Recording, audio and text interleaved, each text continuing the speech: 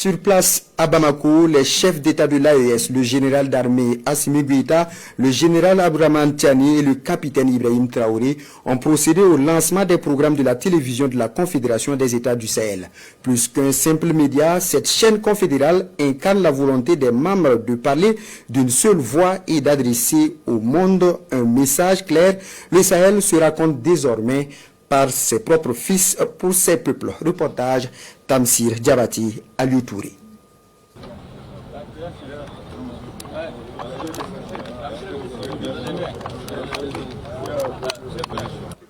La coupure du ruban de la télévision de la Confédération des États du Sahel marque le premier acte concret d'une souveraineté médiatique confirmée par les États membres de l'AES. Et ce n'est pas qu'un ruban que les trois chefs d'État de l'AES ont coupé. C'est un signal qu'ils envoient au monde en lançant la télévision de la Confédération des États du Sahel.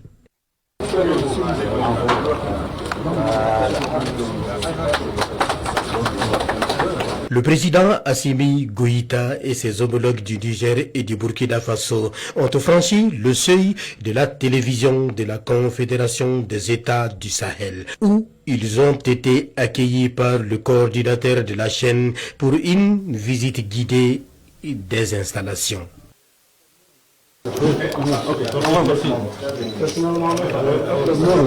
Les trois chefs d'État ont visité le studio principal de débat, puis celui du journal télévisé.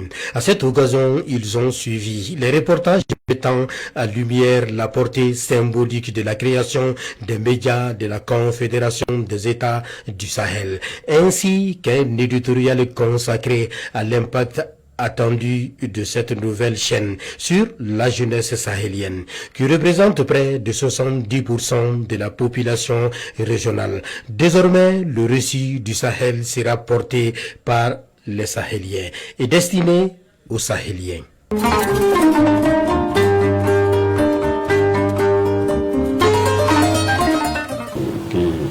Ce soit un instrument, en tout cas, au service de nos peuples. C'est tout ce qu'on peut dire. Merci, bonne chance. Je crois qu'on vous souhaite bon vent. C'est le plus important.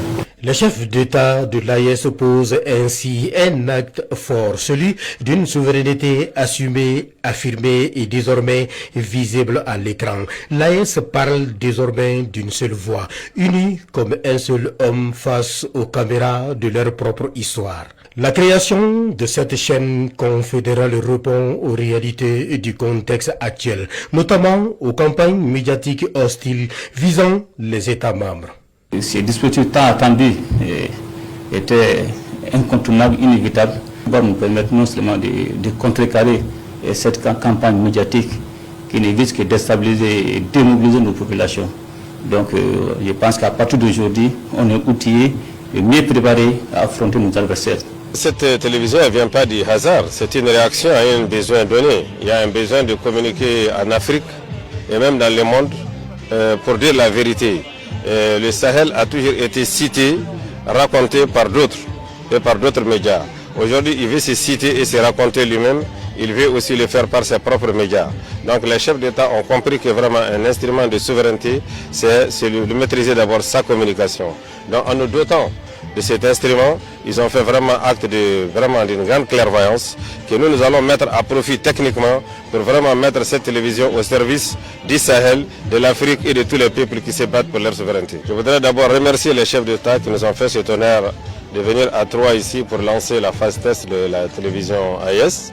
À noter que cette initiative s'inscrit dans une dynamique de reconquête de l'espace médiatique. Pour cette phase test, le coordinateur général Salif Sadogo a présenté les grandes lignes de la grille et de l'identité visuelle de la chaîne, conçue comme un média complémentaire aux télévisions publiques nationales.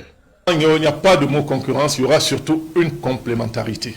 Il y aura une complémentarité. Nous pouvons faire des choses que les médias publics ne peuvent pas faire parce qu'il y a énormément de choses qu'ils ont à faire déjà. Et nous serons là pour compléter le travail qu'ils font et on va travailler dans une belle synergie. Vous avez vu le premier journal que nous avons fait en l'honneur des chefs d'État, l'éditorial était signé par le directeur général de la RTN. Cela est déjà symbolique. C'est pour dire que les médias publics qui seront là sont nos partenaires et nos associés. Une nouvelle télé ou une nouvelle radio, quand on crée, il faut une période de test. Et cette période de test va durer 2 à 3 mois. Pendant ces 2 à 3 mois, nous allons diffuser sur les antennes pendant 6 heures dans la journée des magazines, des documentaires, de la musique sur les 3 pays. Mais une fois que les ministres viendront nous donner le top de l'opérationnalisation dans 2 ou 3 mois, à partir de là, la programmation même va commencer sur 8 à 10 heures dans la journée dans un premier temps, avec 3 éditions d'information par jour. On aura des équipes à Ouagadougou, des équipes à Niamey, avec lesquelles nous allons travailler tous les jours afin de montrer le vécu quotidien, le vécu réel dans l'espace AES. Les moyens mis à notre disposition vont nous permettre de pouvoir faire le travail. Doté des infrastructures essentielles à son fonctionnement, la télévision de l'AES dispose notamment d'une salle de rédaction et de digitalisation, de box de montage, d'une régie de diffusion ainsi que d'un espace de maquillage, affirmant ainsi son ambition de s'imposer comme un organe audiovisuel confédéral à part entière. Voilà, ainsi s'inscrit une nouvelle page de l'histoire médiatique du Sahel avec le lancement officiel de la télévision de l'AES porté par les 3 chefs d'État de la Confédération des États du Sahel. L'AES passe des discours à l'action, une chaîne, une voix, une vision commune.